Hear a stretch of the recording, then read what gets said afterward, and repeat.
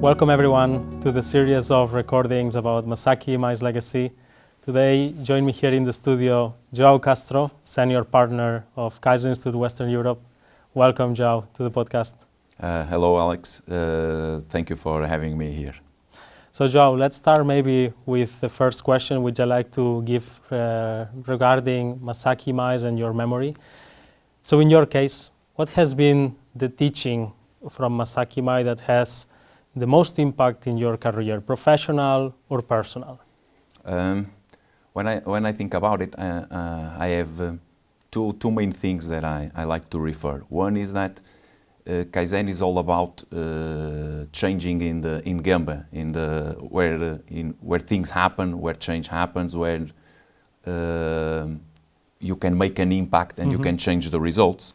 The other is the belief, as we have recently talked about in our recent book, The Kaizen Paradox Culture, is related to practice over tools.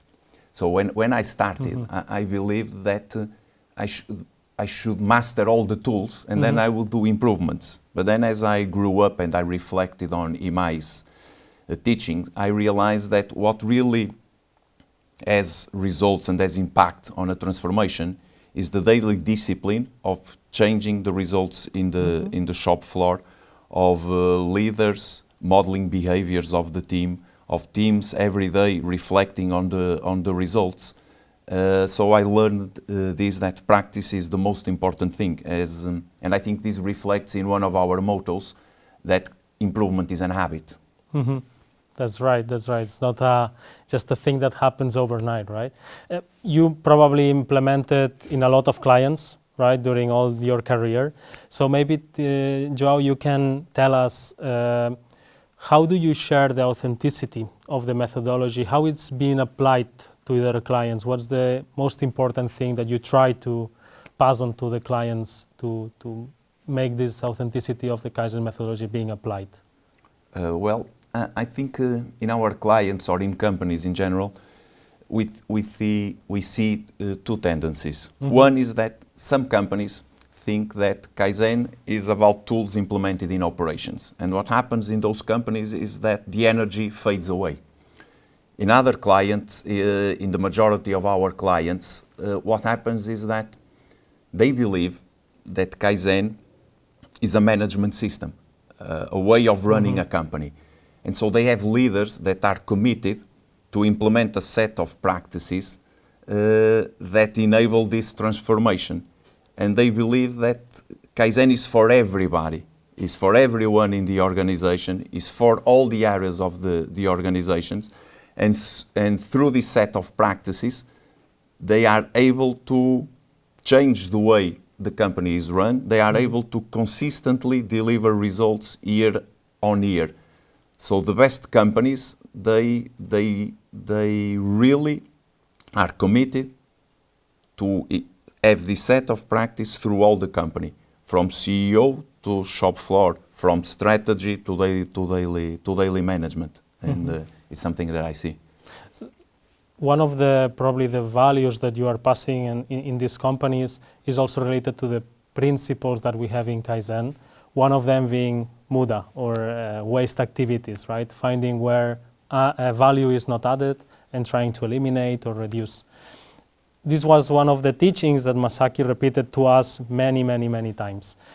How important actually do you think this principle is within all the Kaizen methodology?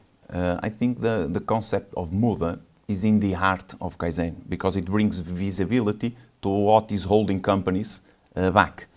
This concept, it's a way of teaching people how to see, how to perceive their businesses in a different way. So I think it's really in the heart of the Kaizen culture, and I think it's permanently alive.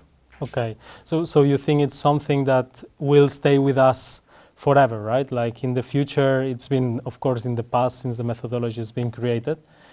But maybe let's talk about the future a little bit, because I'm very interested also in your view, João. You've been in Kaizen since more than 20 years ago. More than 20 years, right? So you know the methodology since the very beginning, how it evolved to today. If you would have to say or give your point of view on how this is going to evolve in the next 20, 30, 40 years. Where do you think this method, the Kaizen methodology, will go? I think one perspective that we are already seeing is that people more and more will perceive Kaizen not as an improvement system, but as a management system, the best way to run a company. As you can see from examples, not only like Toyota, but like Danaher, or more recently GE. You see that this is a way of running a business. And this makes a huge impact. And at the end, people are understanding, and I think in the next 20 years we will see this, that Kaizen is a set of practices that will enable this transformation. And another change that I think is happening is that people are perceiving it for all the organization, not only for the operations, but for all businesses, all kind of industries. Another thing is that is related, and I think that when people ask about the future, the next 20 years, people are always relating to technologies, to AI, to analytics, to automation. But these are a set of tools. And this is one of the paradoxes that people think that technology by itself changes culture, but it's not true. If you don't have a culture of using those insights and acting on those insights that technology can provide, you don't change the culture. So I think these new tools are very important. They will enable us to detect muda faster. They will enable us to make faster decisions. They will enable us to do better decisions, to improve faster. But if you don't have the culture, if you don't have the sets of practices that are needed, it's just another tool. And so I think in the next years, what we will see is that Kaizen will be perceived as the best way to manage a company, using those tools to deliver results year after year with consistency. So integrating, let's say, all these tools within the base, which is the Kaizen culture. Exactly, let's say, right? exactly. Maybe going a bit deeper into that, maybe it's in the same way as you were saying, João, and it doesn't change much.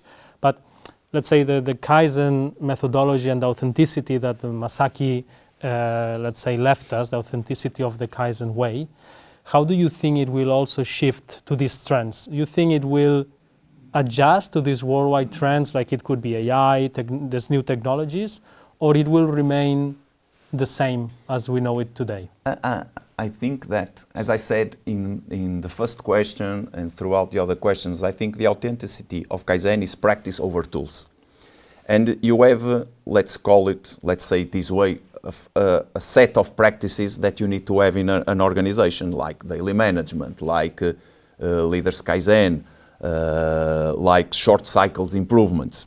And these practices is a way of running a business.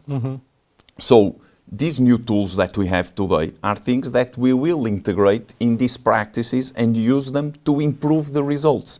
So Kaizen is a culture, a set of practices that we use to transform the culture of an organization to improve the results. So these new trends that we have today, that we are facing, are things that we will embrace within our current practices to improve the results of the company, not as a thing we should chase by itself. No, we use them to improve the results, applying the Kaizen practices which are in the authenticity of Kaizen. So it's more like a set of tools that we are going to embrace to just use to get the results, Exactly. not change our methodology, let's say, to adjust to these trends, right? So Joe, maybe I will finish one last question, which I think is also important about Masaaki. You met Masaaki, you said, more than 20 years ago, right? Yes. So if you would have to describe him, one word, one sentence, how would you describe him? I have maybe two things I would say. One is that he was always happy to share the knowledge and with great enthusiasm in sharing the knowledge, sharing the authenticity of Kaizen, okay? And always talking about you need to sweat it out, you need to go to Gemba, you need to improve. The other thing I always keep in my mind, because many times I was with him and with his wife, was the kindness he always had towards her. And it's also something that really has had an impact on me, seeing always that kindness between them. It was really nice to see. This is a more personal note, but it's also something that... There's respect for people in the end that we have also in the methodology. Great, João, thank you for being here with me today, sharing all these experiences and knowledge that you had and you learned next to Masaaki. So thank you for being in the podcast. Thank you, Aleix. To our audience, we will keep doing more recordings about Masaaki Imai's legacy, so please stay tuned and I'll see you soon.